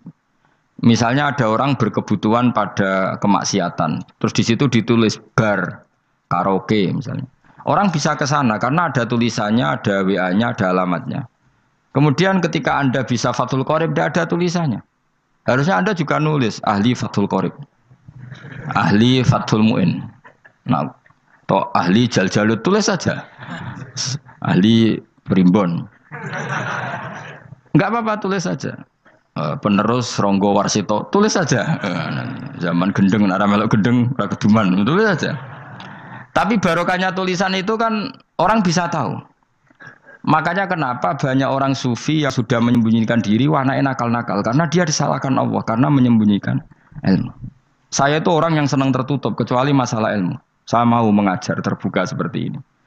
Karena tadi awal dari dikenalinya kemakrufan adalah dimaklumatkan. Awal dari dikenalinya keburukan juga karena dimaklumatkan. Betapa celakanya kalau kemungkaran dimaklumatkan sementara kebenaran tidak dimaklumatkan. Makanya Mbah Mun itu sampai berfatwa, Mbah Mun guru saya itu. Nah ono masjid ra ono menarane Mbah Mun duka. Masjid kok ora ono menarane, wajib ono. Dulu saya iskal kenapa menara jadi wajib. Tapi setelah saya tambah angan-angan, secara fikih jelas tidak wajib. Tapi coba bayangkan, misalnya ada bar lampunya tinggi, orang dari jauh tahu itu bar. Sehingga kalau mau maksiat misalnya ingin ke sana. Sekarang misalnya masjid gak ada menara, ada orang ingin sholat, ada masjid tahu orang. Tapi baru kayak ada menaranya kan? Tahu. Intinya semua kebaikan itu harus dimanarohkan. Makanya manaroh itu dari kata nur. Dimenarakan, dari kata nur, dari kata dicahayakan, dimaklumatkan. Sehingga mulai dulu lama itu meskipun humul itu menyembunyikan diri. Tapi kalau masalah ilmu mereka membuka diri. Loh, coba kalau misalnya ngaji seperti saya ini, saya tidak terang-terangan jadi orang alim. Sebetulnya nggak baik. Kalau kamu ujub, sombong, aku orang alim itu tidak baik. Tapi kalau kita kan tidak karena ujub tadi, harus memaklumatkan. Coba berapa bapak-bapak yang tertolong nyari bidan ketika istrinya hamil. Gara-gara tulisan karena yang nolong itu. Bidan. Ya kan? Dokter gigi. Atau kalau nggak dokter, ya ahli gigi. Ahli gigi itu yang dipasang tanpa medis itu. Nggak kamu menjadi tahu karena apa coba? Tulisan kan. Tapi kenapa kebaikan tidak seperti itu? Harusnya sampean itu tulis saja. Misalnya sampean nggak alim saja, maklar orang alim. Siap menyalurkan ke tempat-tempat orang alim. Coba TKI tenaga kerja itu. Mereka tahu Korea, Hongkong karena tulisan penyalur tenaga kerja. Tulis saja rumah kamu penyalur ke orang alim. Nanti antar kebeduan. Kalau ada orang tanya, maksudnya gimana? Kalau butuh orang alim, tak antarkan. Oh itu sudah, itu kalau se-Indonesia, itu luar biasa. Jadi yang ngajinya dulu Fathul Qorib sampai bab sholat itu saja. Ahli Fathul Qorib sampai bab sholat. Tulis saja dalam kurung, pemahaman pas-pasan. Enggak apa-apa. Lo coba, dokter itu kan fair. Kalau ilmunya pas-pasan tulis dokter umum. Kalau dia merasa pinter, dokter spesialis. Dan itu menjadi orang tahu. Tulis saya kan ahli saraf. Nah, lo buatan guyon itu betul. Makanya saya ini termasuk orang yang menyembunyikan diri. Tapi kalau bab ilmu enggak. Sehingga nyun saya ada sombong banyak gus-gus alim yang ngaji saya jamul jame, ngaji mahali. Padahal itu kitab tersulit di pondok. Tapi gara-gara saya sering cerita, saya pernah ngaji Jamul Jamek sama Mbah Mun, saya pernah mentakriri kitab ini, kitab ini. Nya banyak yang ngaji saya. Kalau tanpa itu kan mereka tidak tahu. Ya sampean nggak apa-apa kalau menyaingi saya, tulis saja di rumah kamu ahli Jamul Jamek. Barang diparani ahli apa? Ahli jilid. Maksudnya kalau kitab kamu rusak bawa sini. Ya nggak apa-apa. Nah, sehingga syarat utama jadi nabi itu sebetulnya memaklumatkan diri. Ya saya ulang lagi. Pertama nabi jadi nabi syaratnya apa? Memaklumatkan diri. Sehingga pertama beliau jadi nabi naik gunung Sofa, kemudian ya maksara Quraisyin halummu ilayya, wahai orang Quraisy ke sini. Terus nabi mulai manggil satu-satu, ya bani Abdi Amanaf ke sini, ya bani Fihr ke sini terus. Saya ini adalah An-Nadhirul Mubin. Saya sekarang diangkat jadi nabi.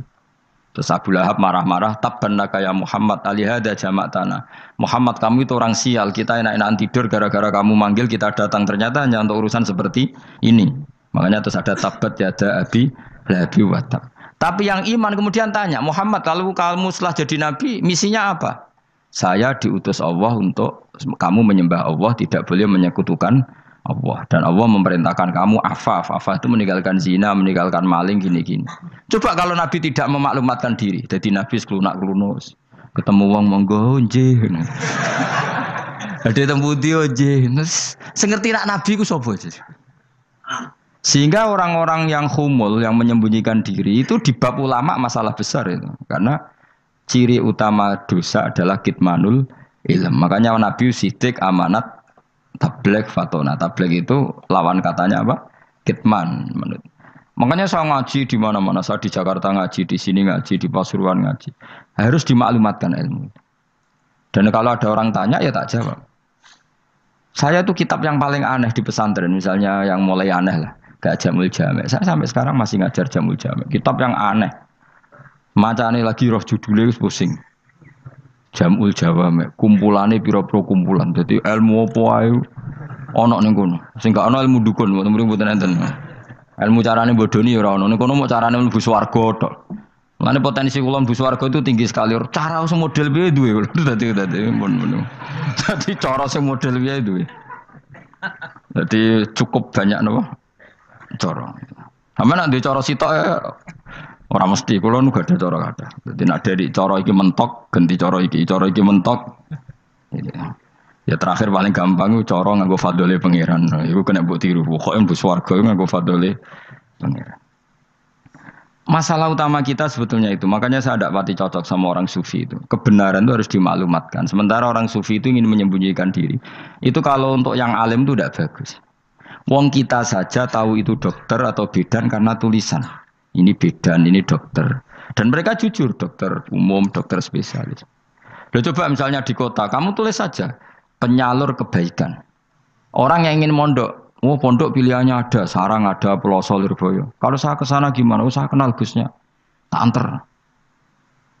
Keren, juga ada penyalur. Kalau orang bisa tersalurkan ke Korea, ke Korut, ke Jepang karena tulisan, kenapa tidak banyak orang tersalur kebaikan karena tulisan? Gue orang mau kelunak orang jelas. Meskipun nanti ditawari orang, mesti dulu sih ahli takrib, mesti wong guyu. Ahli Fathul Qorib sampai bab sholat. Tulis saja jujur, maaf tapi hanya sampai bab sholat. Tulis saja, ada maafnya barang, maaf. Tapi sampai bab sholat. Enggak apa-apa. Paling untuk wong sowan. Larian modok jenengan 2 tahun. Tapi ini pondoknya mau 3 bulan. Mulane ngajine tok bab sholat. Enggak apa-apa. Loh itu dulu memang begitu. Rasulullah zaman Sugeng itu kalau ngajari santrinya itu balighu anni walau ayah, maklumatkan ke kampung kamu meskipun 1 ayat. Banyak sahabat kalau ditanya ya tidak bisa karena ngajinya tidak hatam. Tapi ya terus gak apa-apa, kok tak soano Abu Bakar, tak soano Umar, ditanyakan yang lebih pintar. Saking tidak pahamnya sahabat itu lucu ketika ada ayat waqulu wasrabu hatta yatabayyana lakumul khaytul abyadu minal khaytil aswad. Itu kalau mau tidur ya benar-benar bawa benang putih sama benang hitam, ditulis dipasang di pintunya. Jadi kalau makan diinceng lagi, kok masih belum kelihatan, wah masih boleh makan. Terus begitu. Kalau sudah mulai syuruk, mulai padang, wah berarti sudah imsak. Jadi karena makanlah dan minumlah sampai benang hitam terbedakan dari benang putih. Artinya Kalau malam kan dulu kan nggak ada listrik, nggak ada lampu, berarti kalau benar-benar masih malam nggak terlihat, berarti masih boleh makan. Nanti terus dilihat gitu. Terus, ya sudah wakafnya di situ. Hatta yatabayyana lakumul khaytul abyadu minal khaytil aswad. Wakaf dulu. Terus akhirnya Kanjeng Nabi itu piye kok umatku jadi masangi benang ini. Akhirnya Jibril teko. Ini makanya unik dalam ulumul Quran. Satu-satunya ayat yang diturunkan hanya satu kata itu ya ayat itu tok. Terus Jibril datang, Muhammad ayatnya itu kurang sitok. Minal fajr. Terus ditambahi minal fajr. Jadi minal fajr itu unik. Ada Jibril jauh-jauh dari langit. Iku mau nurun apa? Minal fajr. Makanya kalau kamu nanti dites, kalau ingin jadi dokter tafsir dites, ada satu kalimat yang diturunkan jauh-jauh Jibril ke bumi. Apa kalimat itu? Jawabannya minal fajr. Wis alim gue yakin alim. Memang ikut tak? Masa itu saudara? Ergo gara-gara sahabat itu terus masangi apa? Benang ngincang. Akhirnya minal fajr. Baru mereka tahu maksud fajar, maksud apa? Benang hitam artinya malam, benang putih artinya fajar. Sodik sudah menyingsing. Semenjak itu sudah ada benang-benangan karena jadi orang-orang ngono maksudnya cek kurang sithik gitu terus turun apa? Minal fajar ya. Jadi nanti kalau sampai latihan tes jadi dokter apa? Tafsir. Ayat mana yang diturunkan hanya satu kalimat atau satu kata jawab apa? Minal fajar. Itu lolos langsung dokter. Pun pinter. Ya pinter ngerpek maksudnya orang yang Anda. Lah nanti hubungan kita dengan Allah ya seperti itu. Sejauh mana kita memaklumatkan Allah. Sejauh mana kita mengkampanyakan Allah. Saya berkali-kali bilang, saya kemarin kan di Korea, itu sebetulnya saya yakin hanya doa saya. Saya sering berdoa, ya Allah, Engkau dipuji di langit dan di bumi. Lalu kalau di bumi ateis, itu caranya kayak apa? Dulu saya itu terobati karena Uni Soviet setelah persemakmuran banyak menjadi negara Islam. Berarti itu bukti bahwa Allah pun dipuji di bumi Uni Soviet. Lalu yang kayak Korea kayak apa? Ternyata betul Koreanya tetap ateis, tapi gara-gara diserbu wong Indonesia. 49.000 wong Indonesia ning Korea Selatan. Iku mbok gawe sing salat separuh, iku jek pira? 24, kira-kira ya digawe 20.000. Wis 20.000 salat kabeh, tahlilan kabeh surwame. Lah kok sing ngritik tahlil muni sunah Rasul tok surwame. Pokoke rame lah walhasil. Kita tahlilan wah itu enggak ada hadisnya. Enggak apa-apa sing penting muni hadis sing sitok tahlil muni hadis ya ibadah, tahlil ya ibadah. Mbok lah soal kok bener ding totalan guri. Sing penting rame. Maksudnya sementing rame ngomong visi Islam. Kita Islam tahlil sitok Islam sunnah Rasul enggak masalah. Wong ape yakin bener saiki ya ora ono klarifikasi. Tapi sementing kan kabeh ngomong tentang Islam. Artinya gini, Allah punya cara untuk supaya bumi Korea itu ada yang bertasbih bersujud. Mil'us samawati wa mil'ul. Allah tidak kurang cara. Golek wong kedonyan ditawarik ke sana demi uang. Bareng wis ning kono dielingno pangeran. Segawe masjid, kontrak masjid macam-macam lah, masjid kontrakan ning Korea. Nang kene ra ono masjid. Pusing. Saya pernah ngisi di satu masjid itu gambare pintu gerbangnya bukan salib kan. Ternyata tingkat 1 itu gereja, tingkat 2 bar, tingkat 3 masjid. Kadang ya kebalikan masjid, bar, gereja. Satu gedung. Jadi malaikat saya tidak tahu lewatnya gimana itu. Enggak tahu itu cara lewat gimana. Karena malaikat bagian rahmat itu enggak bisa dia lewat salib. Tapi dia harus menulis ganjaran yang sholat. Enggak tahu saya lewatnya dari mana karena itu. Ya tentu dia punya cara lah. Tapi yang jelas ya agak bingung ini gimana. Itu pernah yang tingkat 2 itu bar pas aktif. Ada santri yang ya pekerja imannya pas-pasan. Kalau nanti gus badhe Jumatan, mlebu bar pas aktif wae wong ayu. Meh wera Jumatan. Mergo mau tingkat 2 bar, tingkat 3 masjid. Itu ana khutbah yang barnya tetap main, ada bar yang masjidnya tetap khutbah. Itu masuk bar. Sudah Jumatan apa ning kene wae.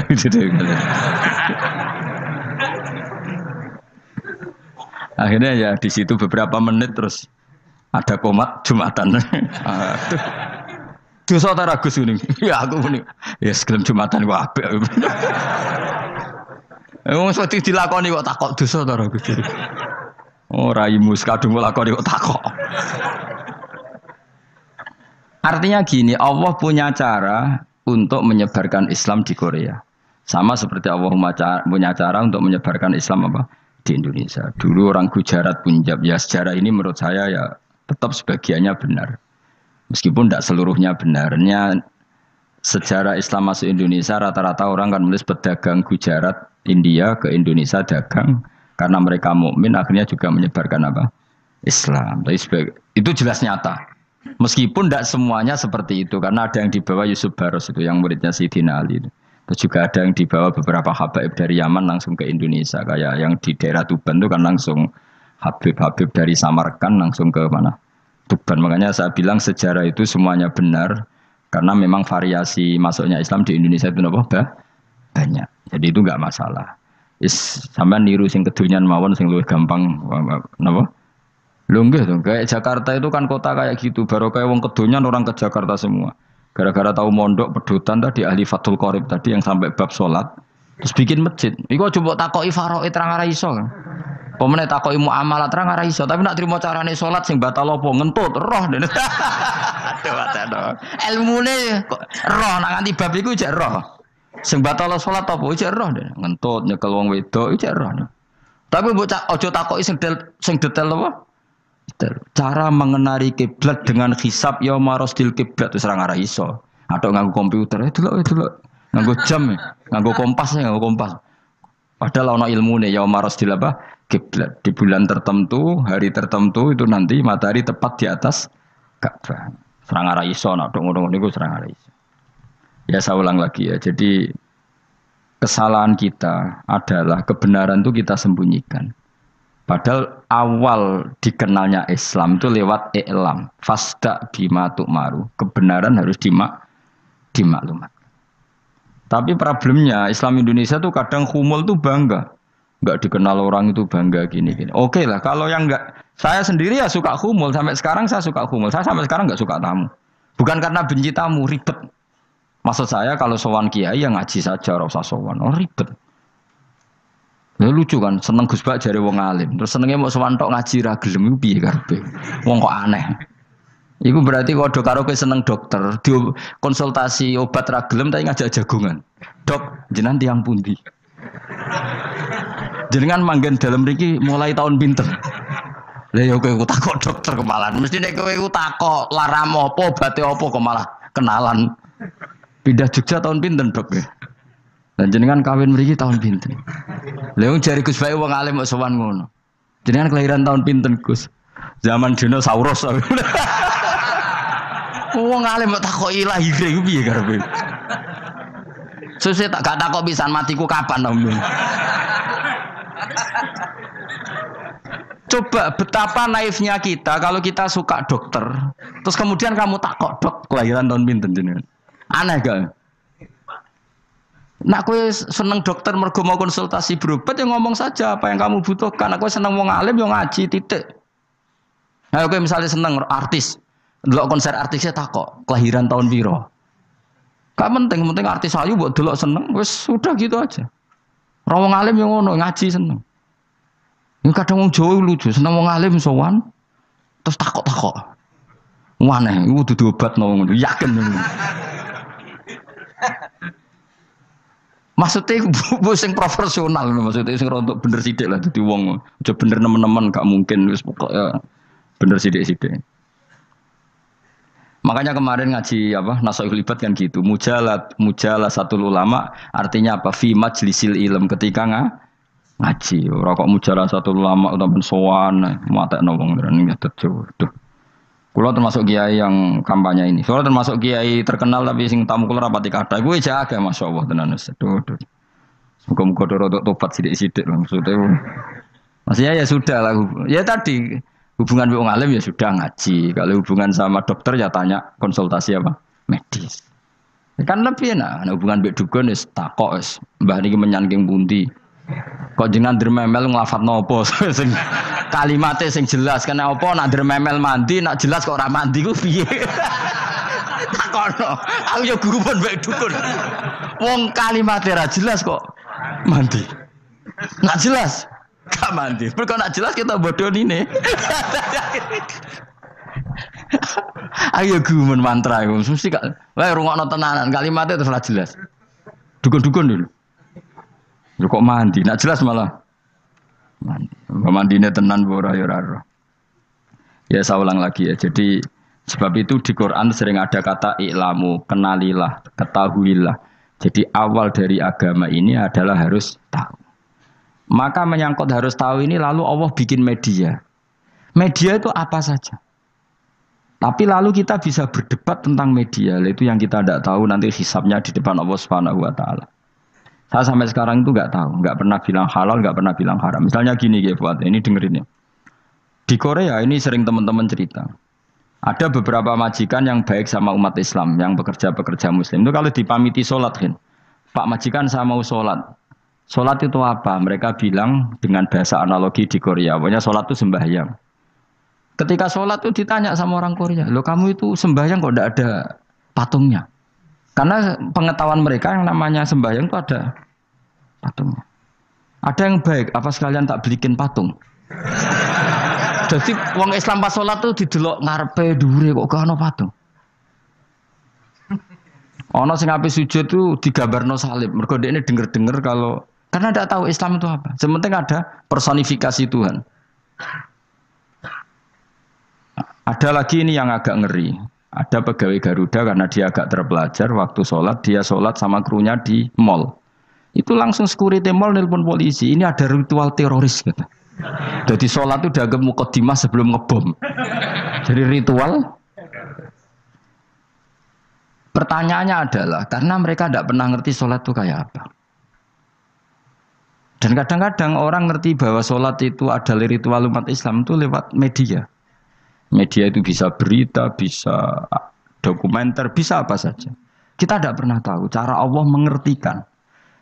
Seperti kita tidak pernah tahu madzhab Mu'tazilah, tahunya itu dari kitab-kitab ahli sunnah wal jamaah. Coba kita semua misalnya tahu madzhab yang aneh, Mu'tazilah, Jabariyah, Qadariyah, itu dari kitab mereka apa dari kitab ahli sunnah? Dari kitab ahli sunnah. Maka bisa saja informasi keburukan itu dari orang baik dan informasi kebaikan dari orang buruk. Kita tidak pernah tahu. Karena ini yang bisa ngelola hanya Allah Subhanahu wa taala. Tidak bisa, kita tidak bisa, hanya Allah yang bisa. Maka perdebatan Ahmad bin Hambal dengan Haris al-Muhasibi itu seperti itu. Misalnya gini, tak kiri contoh. Haris al-Muhasibi itu orang alim allamah. Dia ahli sunnah mandat, pokoknya ahli sunnah sekali. Dia mau ngarang kitab tentang dia menentang Mu'tazilah, menentang Qadariyah, menentang Syiah. Terus setelah mau ngarang kitab, ditanya sama Imam Ahmad, ya Haris, kalau kamu ngeritik Mu'tazilah, awalnya gimana caranya kalau ngarang kitab? Ya saya cerita pendapat mereka dulu, lalu saya saya tentang. Imam Ahmad guyu-guyu. Bukankah setelah kamu cerita madzhab mereka plus argumentasi mereka, jangan-jangan pembacanya sudah tertarik. Pas kamu nentang, kamu sudah dianggap gawe-gawe. Karena kadung tertarik. Saya tak contoh wae, misalnya gini, kowe sekarang rasa bareng dadi wong soleh biasa wae. Aku ana gambar wong wedok montok tak tulis, hindari ini. Kira-kira dia maca hindari apa gambare? Enggak jawab ya, kira-kira lho. Sing mbok nikmati kata hindari apa? Sing mbok eling-eling kalimat hindari apa gambare? Kira-kira. Padahal tulisannya apa? Hindari bahaya ini. Bahaya ndi terus didelok. Terus sing dieling-eling ora hindarine tapi sama. Pendapat Mu'tazilah itu ada yang menarik. Misalnya gini, menurut Mu'tazilah, seseorang masuk neraka ya karena amalnya, masuk surga ya karena amalnya. Apa artinya kalau masuk surga karena fadlile Allah? Lalu gunanya amal apa? Mungkin pembaca kan tuh, wah ini proporsional ini. Gak ada ahli sunnah, jadi bu swarga mereka fadlile pangeran. Kok enak? Lalu gunanya amal apa? Padahal dia tahu pendapat Mu'tazilah itu dari kitab itu, kitabnya orang ahli sunnah. Gak pernah tahu kita. Ya saya ulang lagi. Itu kan ibarat kayak KUHP. Kamu baca KUHP draft, terus kamu cocok. Kamu mesti nyalahkan yang demo. Atau baca buku selebaran orang demo, kan terserah kamu. Kamu kan punya akal, kan tetap milih. Tetap milih. Problemnya kata Imam Ahmad itu, ketika kamu menceritakan pendapat Mu'tazilah, bisa-bisa orang itu kadung tertarik. Ketika mulai kamu tentang, orang itu gak tertarik sama penentangan kamu. Berarti kamu ikut menyebarkan Mu'tazilah. Sama seperti tadi, gambar perempuan yang agak jorok tadi, sebetulnya tak tulisi kata hindari. Padahal Ruhin gak tahu, eling wong wedok gara-gara tak kei gambar hindari bahaya ini malah jadi eling. Orang eling tulisannya eling. Nah, hakikat saya ini penyebar kata hindari apa penyebar gambar itu? Coba. Lalu status saya ini pengedar gambar itu apa pengedar kata hindari? Lah iya yang mengedarkan kata hindari tapi yang mengedarkan. Nah, sama sekarang pertanyaannya, kalau kamu ngarang kitab anti Mu'tazilah itu sebenarnya pengedar mazhab Mu'tazilah apa penentang? Ya pengedar juga karena umat tahu dari kitab kamu. Dong toh ya? Lah ya mulane ku dadi perdebatan, kok kaya iya kaya ora. Juga tuh gale gini misalnya, kamu jangan milih presiden yang dari militer, itu pasti keras, tegas, terus kaku. Ternyata pembaca itu wataknya militer, lu cari yang begini, pusing kan kamu. Agak suka presiden sipil, nggak tegas. Padahal kamu nulis itu untuk menggiring orang milih presiden. Jangan milih yang militer, pasti tegas, nggak demokratis, nggak nerima pendapat. Ternyata pembacanya suka saya punya pemimpin yang tegas. Habis kamu kan? Yang tahu hati orang itu siapa? Makanya ketika kitab Ahli Sunnah dipenuhi dengan cerita-cerita madzhab Mu'tazilah, itu sebetulnya kamu itu pengedar apa penentang? Itu pertanyaan Ahmad bin. Akhirnya Imam Haris Al-Muhasibi bilang gini. Enggak, maksud jenengan itu ngelarang apa dukung. Pokoknya mergo mangkel. Dari Imam Yo aku pokoknya ngomong ngono ae pokoknya. Terus akhirnya Imam Yus nang ngoten ketok arahe jenengan mboten sedo ngarang mboten sedo ngarang. Makanya Haris Al-Muhasibi akhirnya enggak mengarang kitab itu. Dia sebenarnya pernah rencana Kitabul Firaq fil Islam. Dia mau ngarang kitab kelompok-kelompok dalam Islam. Ya coba mau apa coba. Misalnya kamu bela tahlil nasibnya juga seperti itu. Hujahnya tahlil, ini gini. Terus hujahnya penentang tahlil. Yang bisa mengendalikan pikiran pembaca siapa? Ternyata dia tertarik sama pikiran penentang. Lucunya yang menceritakan kamu, pengagum tahlil. Kan tidak pernah tahu. Mana nak cari ceritanya Mbah Mun itu lucu. Mbah Mun itu mondok Lirboyo. Itu di Bandar Kidul akeh wong ayu. Itu dulu babanya Mbah Mun itu ada yang suka orang sana sampai nikah orang sana juga pulang ke sarang. Itu diantara mbah-mbahnya Mbah Mun. Suka perempuan sana terus nikah sana nggak pernah pulang ke sarang. Nah, Mbah Mun itu lahir dari adiknya, pokoknya dari keluarga, dari saudara yang nggak pernah pulang dari Bandar. Diwasiati, mun nak mondok ujo geman dolan di Bandar Kidul. Wah, akeh wong ayu. Akhirnya malah penasaran. Justru kalimat itu yang menjadikan maksudnya aku ajune nganti sepiro kok nganti mbahku katut kan malah akhirnya penasaran. Lare kata Mbah Mun tak angen-angen bener Imam Ahmad bin Hambal. Maksudnya itu kalimat itu pancen ribet. Kalimat itu ribet pancen. Coba milih mana coba? Jong aja geman moro pasar opo lah nang daerah kono. Ono opo? Bahaya kan. Gara-gara kamu melafatkan itu malah orang penasaran. Di sana ada bareng delok ning kono ya nak